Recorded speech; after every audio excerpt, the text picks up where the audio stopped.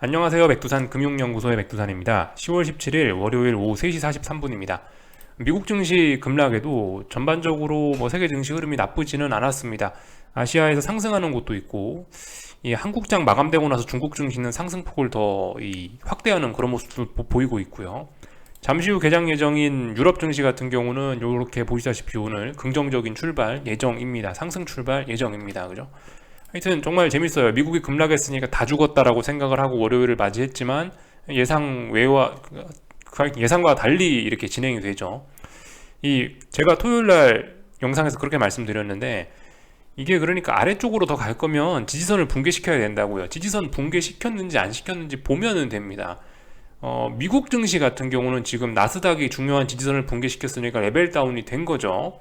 나스닥은 아래쪽으로 간다라고 생각하시면 되고, 다만 이제 나스닥이 빠졌음에도 불구하고 유럽이라든가 한국 증시라든가 일본 증시라든가 중국 증시가 아래쪽으로 갈지는 걔네가 이제 각각의 지지선을 깨는지 안 깨는지를 이제 봐야 되는 거죠.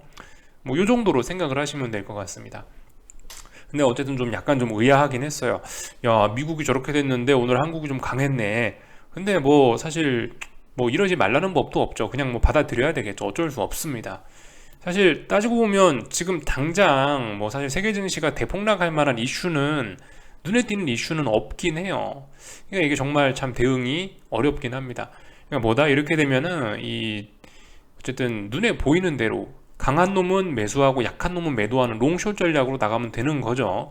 그러니까 미국이 빠졌다고 세계 증시가 대폭락한다가 아니고 강한 놈은 매수하고 약한 놈은 매도하는 전략으로, 그런 식으로 가면 될 텐데, 다만 이제 롱은 하면 안 되겠죠. 물론 지금 제가 롱숏 전략이라고 이야기는 하긴 했지만 중장기적인 하락 추세잖아요. 중장기적인 하락 추세인데 롱을 잡으면은 안 되겠죠. 역방향 매매를 굳이 할 필요가 없습니다. 아래쪽으로만 보는 게 가장 좋을 수가 있겠죠.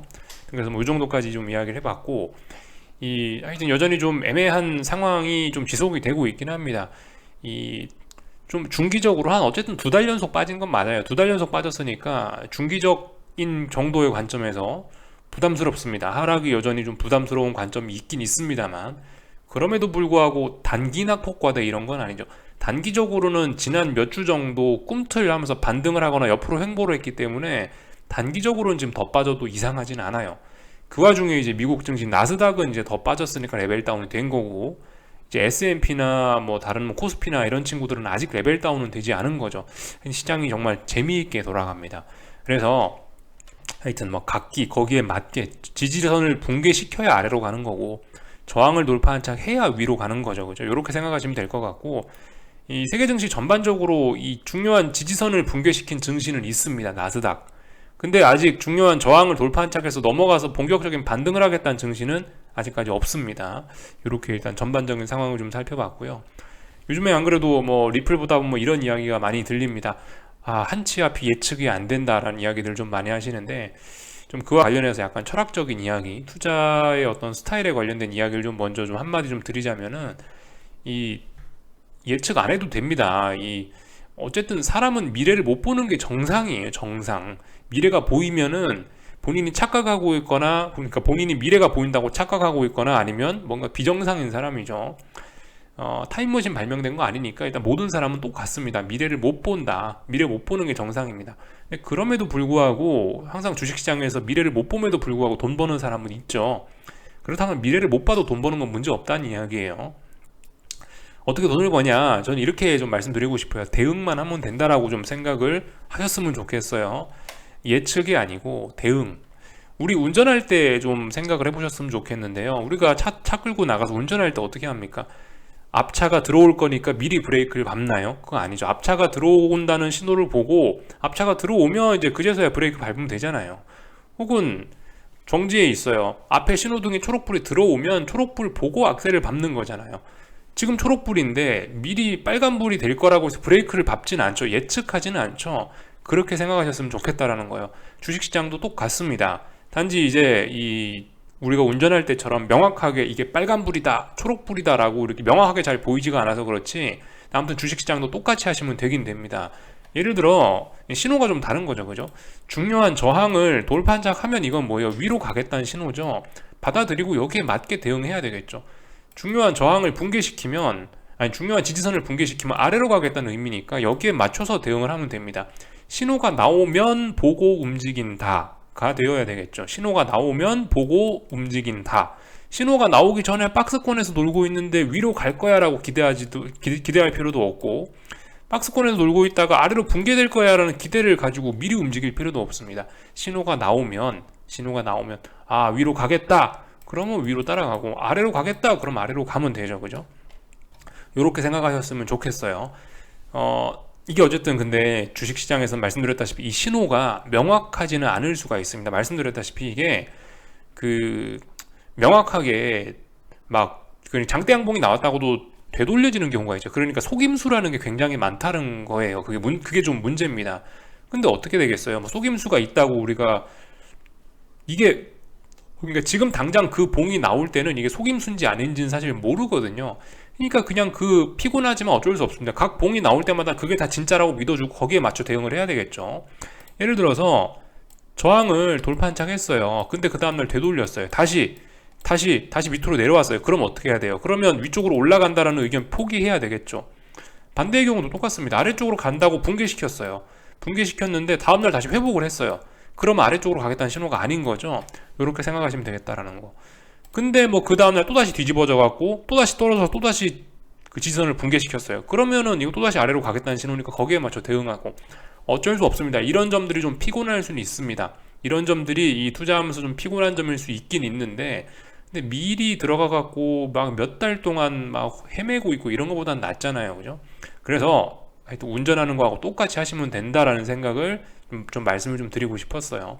미래를 보려는 노력을 굳이 안 해도 된다. 그래서 아무튼 신호 나오는 그대로 대응하시면 된다라는 이야기 좀 드리고 싶고, 나스닥이 지금 지지선이 붕괴가 된 거죠. 금요일날. 코스피는 아직 붕괴가 안 됐으니까 그렇게 좀 생각을 하셨으면 좋겠고, 각각 대응을 하셔야 되겠습니다. 그렇게 좀 생각을 하셨으면 좋겠다라는 거 좀 하여튼 좀 말씀을 좀 드릴게요. 한번 잘 생각해 보세요.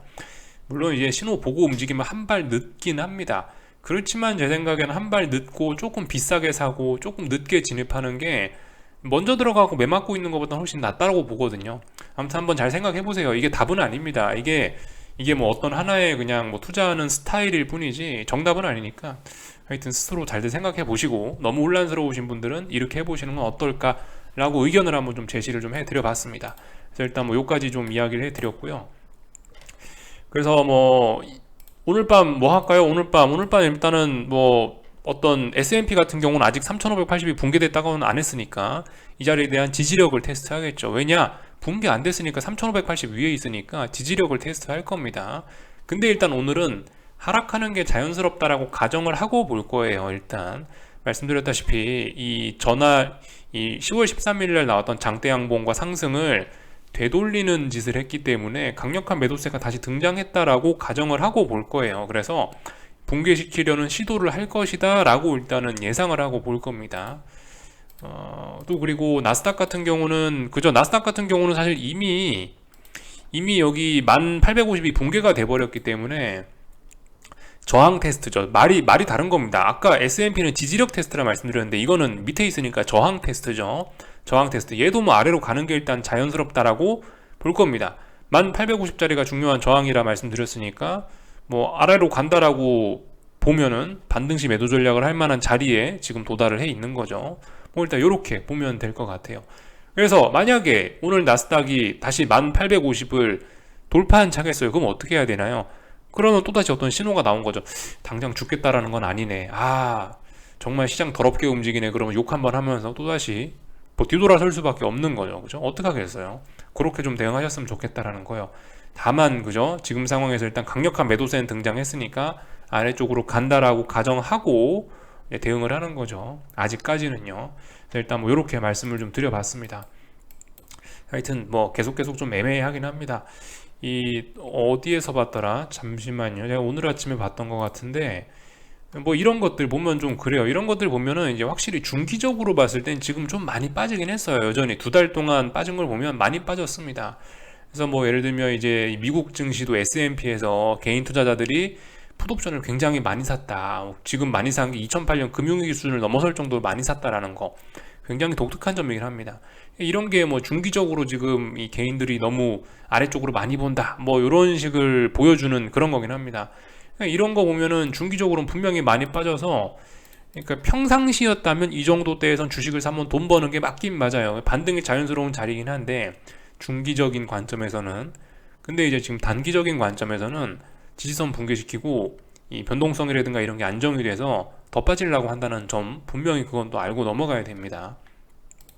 예를 들면은 뭐 어떤 단기적인 관점에서는 뭐 이런 거, 안 그래도 저도 오래간만에 풋콜 레이시오 이런 거 한번 찾아봤는데, 뭐 대략적으로 뭐 이런 것들 보면 됩니다. 풋콜 레이시오 뭐 이런 건데, 대략적으로 보면 지금 이 많이 떨어졌어요.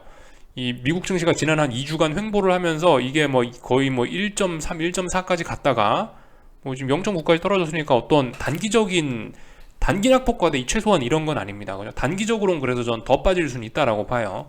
근데 중기적으로는 하여튼 계속 부담스럽긴 합니다.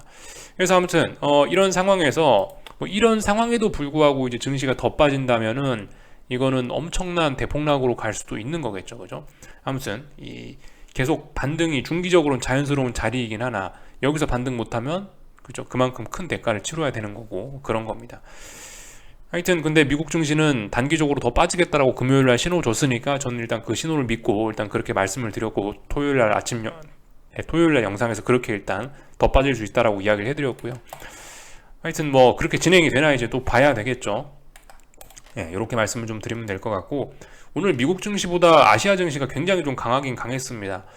예, 뭐 사실 뭐 그렇다고 그게 엄청난 뭐 큰 의미가 있고 그런 건 아니고요.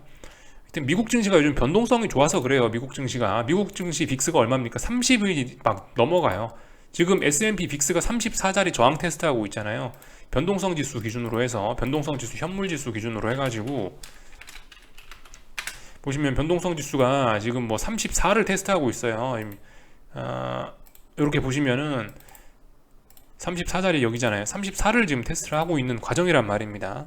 그러니까 미국 증시는 변동성이 굉장히 큽니다. 근데 이 보시다시피 아시아 증시나 뭐 한국 증시나 이런 데 같은 경우는 변동성이 지금 얼마냐면은 코스피 변동성이 24예요. 24. 그러니까 이 코스피 지수 혹은 뭐 아시아 증시 이런 게 좀 덜 움직이는 거는 뭐 그래서 그런 걸 수 있습니다.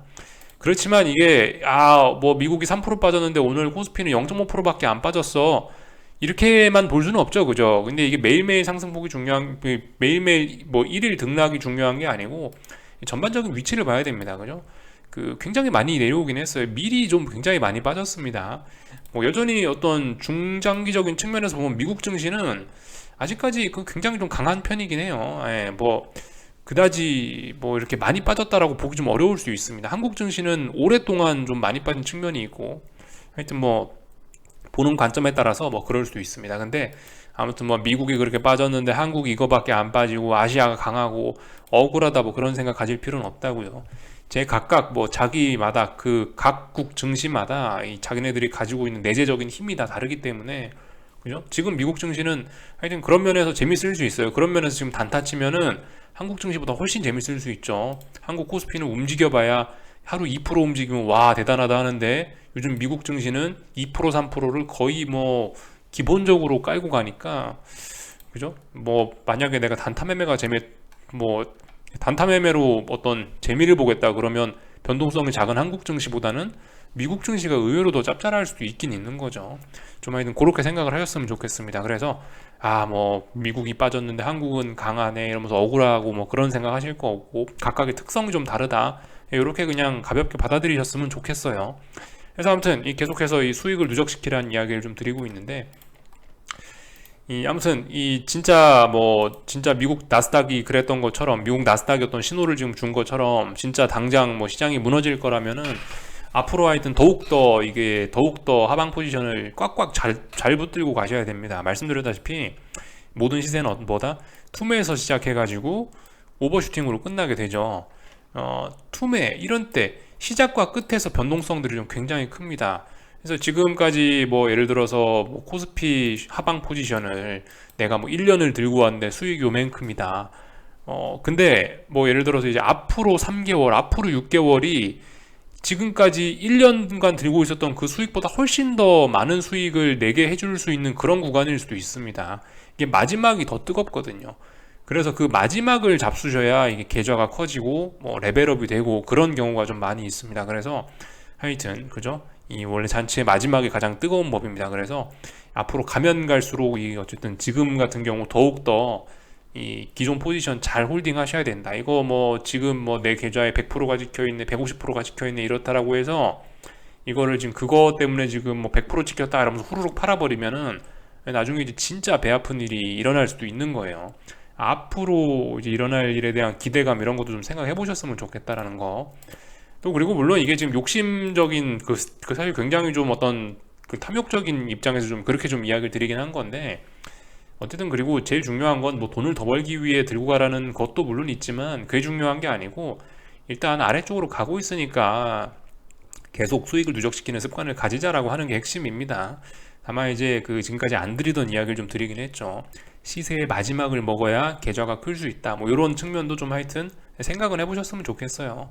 이런 이야기를 좀 드렸고 한국 증시는 이제 그래서 한국 증시 이야기를 할 건데 한국 증시 같은 경우는 이 지금 강해요. 왠지는 모르겠지만 하여튼 강합니다. 예. 삼성전자도 강했고 하이닉스도 저기 LG 에너지 솔루션도 강했어요. LG 에너지 솔루션 49만원 넘어갈라 그러니까 하방 포지션 뭐 좀 조심하셔야 되겠고요. 삼성전자도 57,000원 넘어갈라 그러니까 일단 뭐 아직까지 강하구나 라고 봐주시면 될 것 같습니다. 한국 증시는 말씀드렸다시피 코스피는 아래로 갈 거면 283을 붕괴시켜야 돼요. 그리고 지가 더 상승을 할 거면 294, 뭐 295를 돌파한 해야 됩니다. 이도저도 아닌 그런 구간이에요. 다만 이제 이런 생각이 좀 들긴 드는 게 솔직히 지금 당장 한국 증시가 뭐 하락하기도 좀 부담스럽긴 한 게 이게 좀 사실 그 풋옵션 이런 게 좀 너무 좀 과하긴 해요. 풋옵션이 좀 너무 좀 시세가 좀 세게 좀 났었던 개인들이 좀 너무 많이 샀었던 그런 경향들이 좀 있어가지고 이런 부분에 대한 소화 때문에 솔직히 뭐 당장 뭐 한국 증시는 조금 더 버틸 수도 있지 않을까. 특히 오늘 보면서 좀 그런 생각이 좀 들긴 했어요. 아무튼 그래서 오늘 풋옵션 같은 것도 지금 그 보시면은 오랫동안 그래서 지금 여기 어딘가에 지금 저항이 누적이 되고 있죠. 이거 결과적으로 좀 죽이겠다는 의도인 것 같습니다. 근데 이제 만약에 이제 여기서 살아나게 된다면은 이제 엄청나게 살아날 수도 있긴 해요. 여러분들 가능성이 여러 가지가 열려 있긴 한 겁니다. 그래서 뭐 예를 들어서 뭐 좀 네, 그죠. 그러니까 예를 들어서 지금 이런 자리에서 만약에 풋옵션이 살아나게 된다라면은 진짜 초초초대박도 나긴 날 수 있어요.